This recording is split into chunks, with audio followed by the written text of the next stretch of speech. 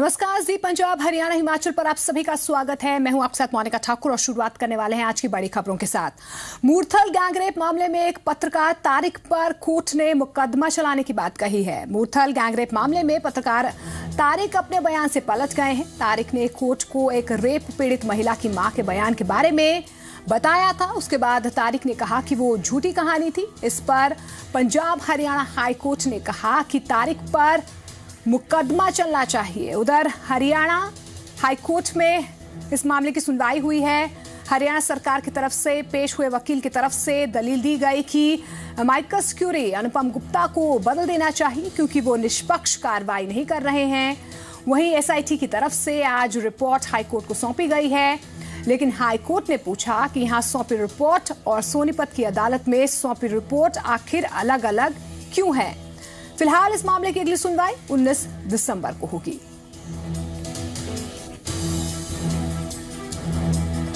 मूर्थल के बारे में उन्होंने 2 लेटर्स भेजी हैं और वो कह रहे हैं कि ये पूरा जो इन्वेस्टिगेशन है आई वॉश है एंड वो काफ़ी डिस्टर्ब्ड है।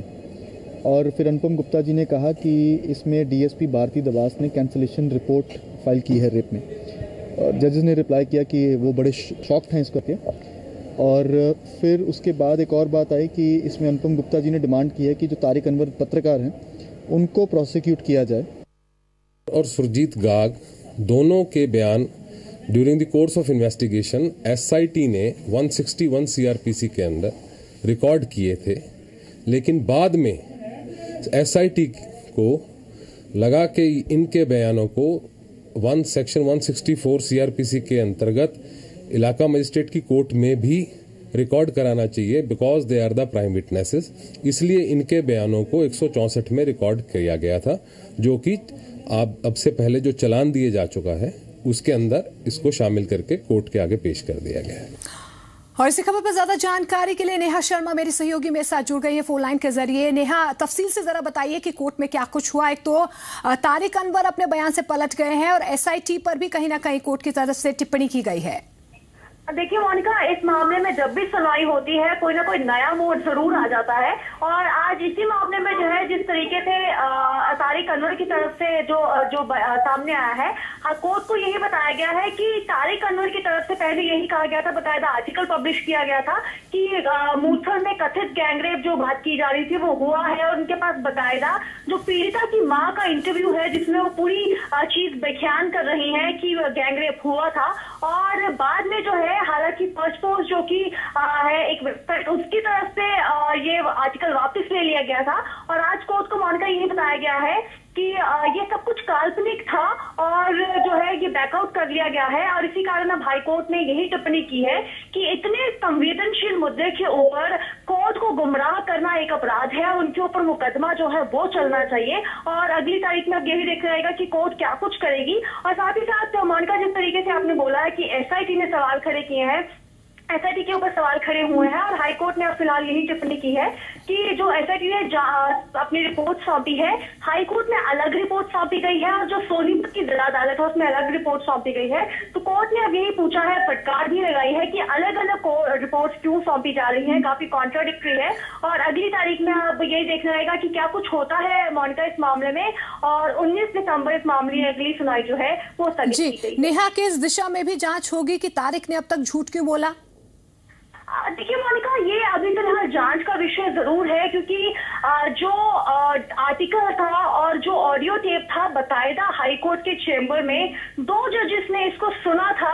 क्योंकि पहले इसी के ऊपर केस बिल्डअप किया गया था कि एक ऑडियो टेप है वो भी पीड़िता की मां का, लेकिन अब जो है बैकआउट कर लिया गया है, हॉस्टाइल हो गए हैं अपने स्टेटमेंट से कोर्ट को जो बताया गया है, क्योंकि वो खुद हाईकोर्ट कभी पेश नहीं हुए, उनका हवाला ही हमेशा दिया गया था। लेकिन आज जो कोर्ट को बताया गया है कि उनका यही मानना है कि ये सब काल्पनिक था। तो अब कोर्ट इसी चीज से नाराज है कि उसको मिसगाइड यानी कि गुमराह किया गया है। और अब यही देखना रहेगा कि हरियाणा के पास मोनिका, क्योंकि अब एक बड़ा सॉलिड पॉइंट आ गया है कि जिस तरीके से कोर्ट को गुमराह किया गया है, तब ये देखना रहेगा कि क्या हरियाणा अब कोई नई एप्लीकेशन फाइल करता है उनको प्रोसिक्यूट करने का, या हाईकोर्ट अपनी तरफ से संज्ञान लेकर उनको प्रोसिक्यूट करने के निर्देश देता है। जी, शुक्रिया नेहा फिलहाल इस तमाम जानकारी के लिए।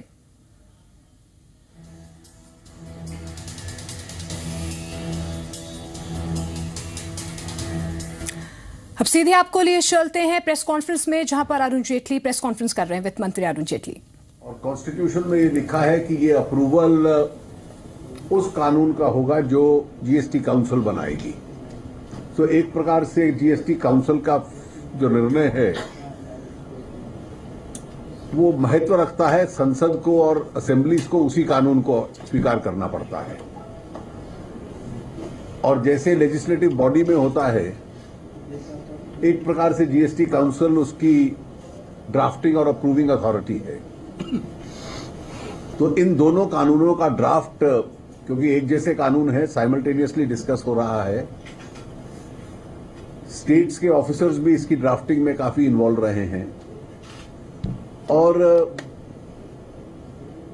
उन ऑफिसर्स के बाद जो ड्राफ्ट बना उसको पब्लिक सजेशंस के लिए दिया गया था, और कल हम लोगों ने उसका क्लॉज बाय क्लॉज अप्रूवल आरंभ किया है। लगभग 9 चैप्टर्स उस कानून के ऐसे हैं, उन दोनों कानून के 9 ईच, जिस पे पूरी चर्चा हो चुकी है, और अधिकतर विषयों में हम कंसेंसस की तरफ उस पर बढ़ रहे हैं। लेकिन ऐसा लगता है कि इन कानूनों के अप्रूवल में, क्योंकि एक लेजिस्लेटिव फंक्शन है जीएसटी काउंसिल का, काफी समय लगेगा। इसके ड्राफ्ट को पूरा अप्रूव करने के बाद 2 और कानून है, एक कॉम्पेंसेशन लॉ और एक आईजीएसटी लॉ। तो कुल मिला के 4 ऐसे लीगल ड्राफ्ट्स हैं जो अप्रूव करने पड़ेंगे।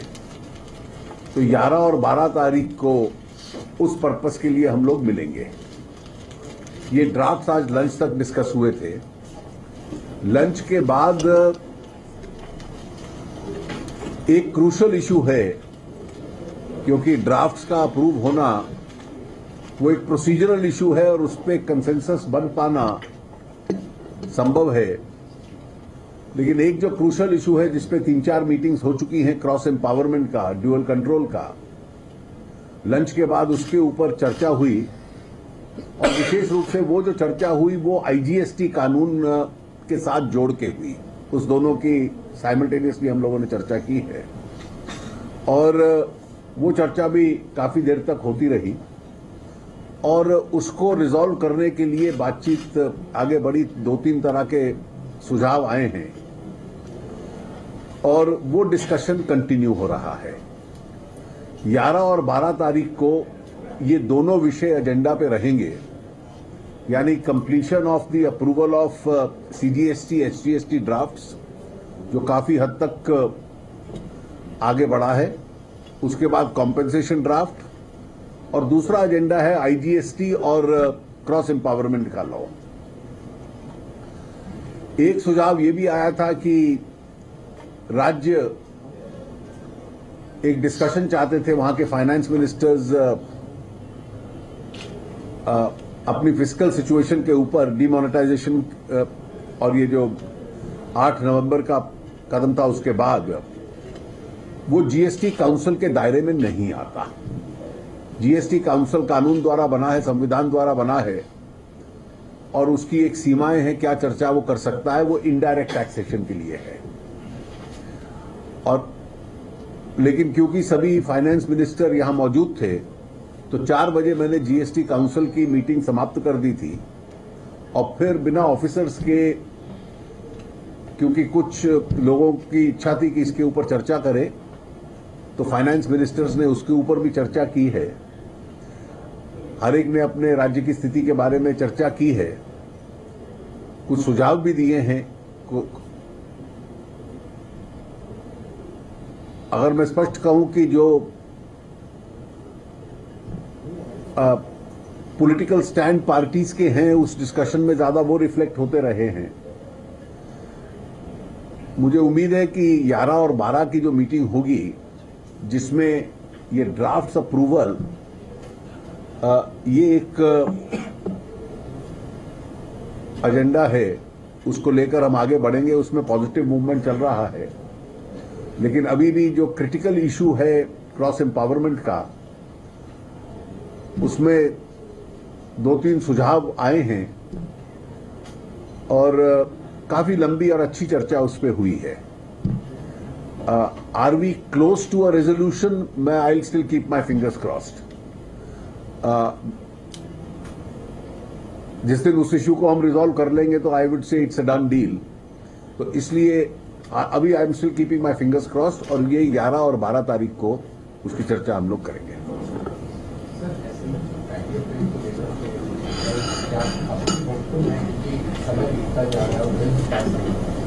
देखिए, मैंने पहले भी कहा कि हमारा प्रयास हमेशा 1 अप्रैल का ही रहेगा. ये स्पष्ट रहे कि बहुत ऑप्शंस इसमें नहीं है. The time option is only between 1 April and 16 September. So the earliest we can do it is 1 April. The last day is 5 months and 16 days from that.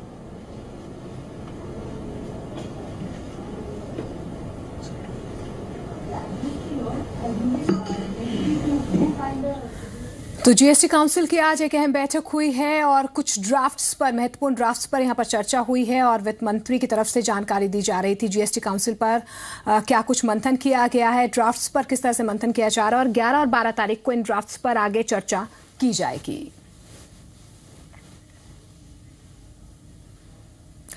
नोटबंदी की वजह से 23 दिन तक टोल फ्री रहने के बाद अब आज से टोल टैक्स लेना फिर से शुरू कर दिया गया है. 500 और 1000 के पुराने नोट को बंद किए जाने के बाद टोल नाकों को पहले 18 नवंबर, फिर 24 नवंबर और उसके बाद 1 दिसंबर तक टोल फ्री कर दिया गया था. कई टोल पर कैशलेस सुविधा है तो कई जगह आप घर से ही टोल टैक्स चुका सकेंगे. कई जगहों पर स्वाइप मशीनें हैं, मोबाइल ऐप के जरिए, डेबिट कार्ड के जरिए आप टैक्स दे सकते हैं. नेशनल हाईवे पर कई टोल प्लाजास को कैशलेस बना दिया गया है. दिल्ली के पास गुरुग्राम में टोल के लिए पूरे इंतजाम किए गए हैं. टोल प्लाजा पर Paytm, debit card, credit card और दूसरे मोबाइल वॉलेट से टैक्स लिया जा रहा है. यहां पर कर्मचारियों को स्वाइप मशीनें दे दी गई हैं. जिन लोगों के पास कैश नहीं है उन्हें भी टोल देने में कोई परेशानी नहीं हो रही.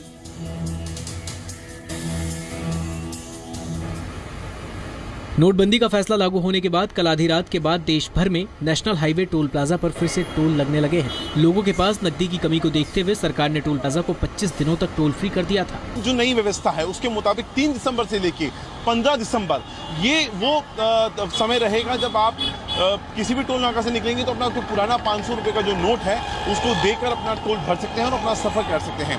गुजरात के जितने भी ये टोल नाके हैं उसके ऊपर खास तौर पे पेटीएम की व्यवस्था आने वाले कुछ दिनों के अंदर लग जाएगी. लेकिन यहाँ पे 500 की नोट लेना बंद हो गया है और आम आदमियों को, खास तौर पे अगर देखा जाए तो आम आदमियों को इस पूरे मामले से कोई मुश्किल नहीं हो रही है. नेशनल हाईवे पर कई टोल प्लाजा को कैशलेस बनाया गया है. वहाँ स्वैप मशीनें लगाई गई हैं. 200 रुपए से ज्यादा का टोल होने पर 15 दिसंबर तक 500 के पुराने नोट भी चलेंगे. फास्टैग कार्ड खरीदने पर भी 15 दिसंबर तक 500 के पुराने नोट चलेंगे. और इस बीच एक बड़ी खबर आपको बता दें, पठानकोट में संदिग्ध दिखाई दिए जाने के बाद हिमाचल सरकार ने भी अलर्ट जारी कर दिया गया है. हर आने जाने वाले वाहनों की चेकिंग की जा रही है. पुलिस की पैनी नजर उन पर है. हिमाचल के मुख्यमंत्री वीरभद्र सिंह ने कहा है कि प्रदेश में संदिग्ध देखे जाने की रिपोर्ट मिली है. तो बड़ी खबर आपको बता दें कि पठानकोट में संदिग्ध दिखाई दिए थे कल और उसके बाद से अब हिमाचल सरकार ने भी अलर्ट जारी कर दिया है. मुख्यमंत्री वीरभद्र सिंह की तरफ से खुद कहा गया है कि संदिग्ध देखे जाने की रिपोर्ट उन्हें मिली है और अब हिमाचल में भी अलर्ट जारी कर दिया गया है. ज्यादा जानकारी के लिए विशाल मेरे सहयोगी मेरे साथ जुड़ रहे हैं. विशाल, आपके पास क्या कुछ जानकारी है? मलिका, मुख्यमंत्री वीरभद्र सिंह से इस विषय पर सवाल किया गया था कि जैसे पठानकोट में जो संदिग्ध देखे गए थे उसके बाद हिमाचल की तरफ से क्या प्रिकॉशंस दिए जा रहे हैं. तो मुख्यमंत्री वीरभद्र सिंह ने साफ तौर पे कहा था कि कांगड़ा में अलर्ट जारी कर दिया गया है क्योंकि ध्यान योग्य, क्योंकि कांगड़ा एक बॉर्डर डिस्ट्रिक्ट के साथ लगता हुआ और पठानकोट से बिल्कुल ही सटा हुआ है. तो कांगड़ा पहले भी काफी एक्टिव रहा था जब टेररिज्म की लड़ाई, तो कांगड़ा में पहले भी ऐसी मूवमेंट बहुत देखी गई थी.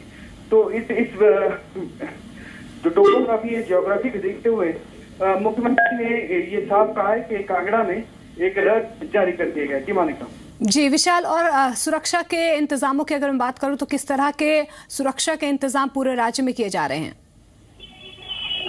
मोनिका, जो सुरक्षा के इंतजाम हैं, जैसे जो एंट्री पॉइंट्स है हिमाचल के लिए, तो वहाँ पे जो भी बॉर्डर है जहाँ से एंट्री हिमाचल में होती है, वहाँ पे पुलिस हर एक गाड़ी को रोक के बिल्कुल डिटेल में उसकी चेकिंग कर रही है। और जैसे जो गाड़ी की चेकिंग हो रही है, उसके साथ जो वहाँ पे आदमी जो पैसेंजर्स हैं गाड़ी के अंदर, उनकी भी जो बिल्कुल, तो हर आने जाने वाले वाहनों की चेकिंग की जा रही है। एग्जिट और एंट्री पॉइंट्स पर तमाम चेकिंग हर आने जाने वाले वाहन की यहां पर की जा रही है। लेकिन इस बीच कांगड़ा में जो है अलर्ट जारी कर दिया गया है। विशाल, फिलहाल इस तमाम जानकारी के लिए आपका बहुत बहुत शुक्रिया। पाकिस्तान अपनी नापाक हरकतों से बाज नहीं आ रहा है। बीती रात पठानकोट के बमियाज सेक्टर में भारत पाक सीमा पर स्थित टिंडा पोस्ट पर घुसपैठ करने की कोशिश कर रहे एक घुसपैठियों को बीएसएफ ने मार गिराया है। खबरों के मुताबिक टिंडा आउटपोस्ट के पिलर नंबर 3 के पास कुछ हरकत यहां पर होती दिखाई दी। तैनात जवानों ने समय रहते यहां पर कार्रवाई करते हुए एक घुसपैठिए को मार गिराया।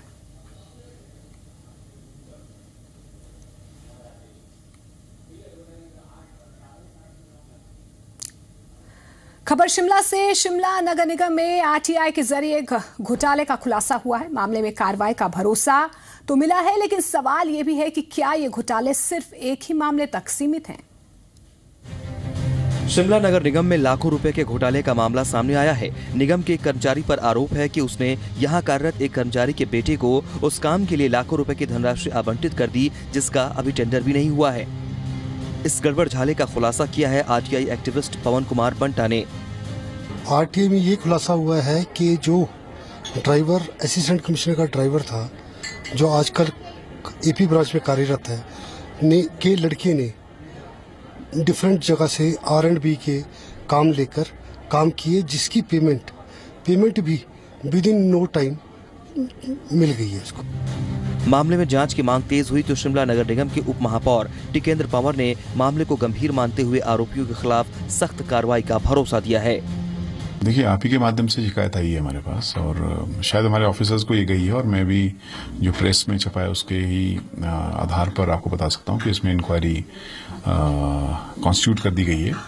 और अगर उसमें ऐसा होगा कि कोई डेरिलेक्शन ऑफ ड्यूटी है तो बख्शा नहीं जाएगा, आप विश्वास रखें। हालांकि निगम की तरफ से कार्रवाई का भरोसा तो मिला है, लेकिन निगम में कार्यरत किसी भी कर्मचारी या अधिकारी के परिजन को टेंडर नहीं दिए जाने के नियम के बावजूद लाभ पहुंचाने की ये घटना निगम प्रबंधन पर सवाल जरूर खड़ा करती है।